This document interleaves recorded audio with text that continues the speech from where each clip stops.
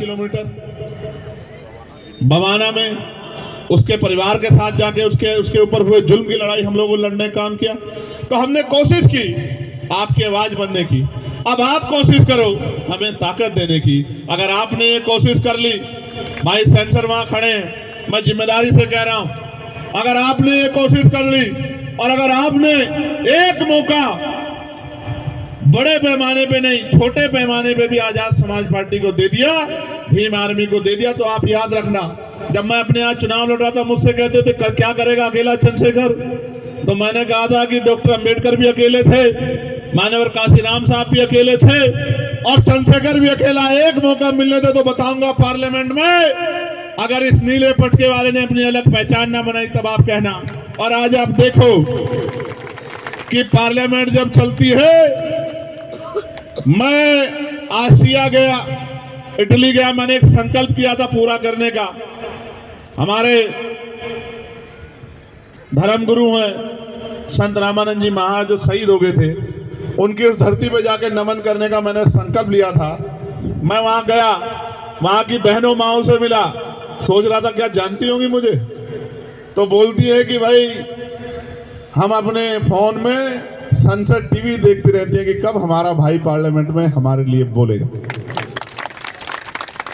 आप ये बताओ, आप भी सुनते होंगे और बहुत सारे लोग तो ये कहते हैं कि हमने पार्लियामेंट टीवी को इसीलिए यूट्यूब पे सब्सक्राइब किया कि हमारा भाई वहां बोलता है, हम उसको सुनते हैं। आप ये देखो, भोजन माता, आशा, आंगनबाड़ी, सफाई कर्मचारी, ठेके पे कर्मचारी, सरकारी कर्मचारी, दिल्ली सिविल डिफेंस वाले, कोई ऐसा पुलिस के लोग, दिल्ली पुलिस हो चाहे देश की पुलिस, उनके मॉडर्नाइजेशन की बात, होमगार्ड की, ग्राम के चौकीदार की, सब लोगों की बात, नौजवानों की बात, रोजगार की बात, महंगाई पे मार की बात जो जनता पे पड़ रही है, सारी आवाज हमने पार्लियामेंट में उठाने का काम किया।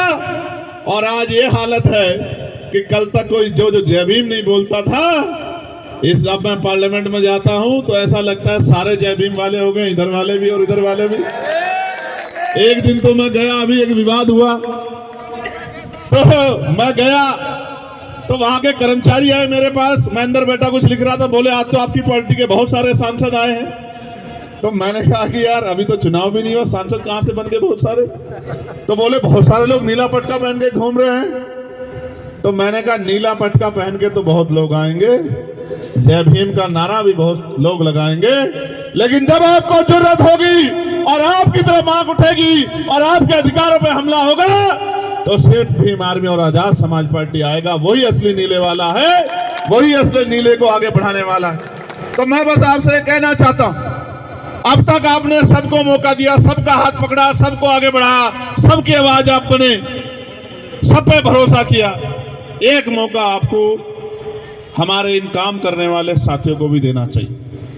और अगर आपने एक मौका इनको दे दिया, मैं आपको लिख के देता हूं कि ना फिर आपको किसी और झंडे की जरूरत पड़ेगी, ना डंडे की जरूरत पड़ेगी, ना नेता की जरूरत पड़ेगी, क्योंकि नेता मां के पेट से जन्म नहीं लेते, नेता संघर्ष से पैदा होते हैं। और भीम आर्मी ने संघर्ष करके नेता तैयार किए हैं। जिनको कल तक नकारा जाता था, आज उनको बड़े बड़े नेता फोन करके कहते हैं कि हम पे अपना आशीर्वाद बना के रखना।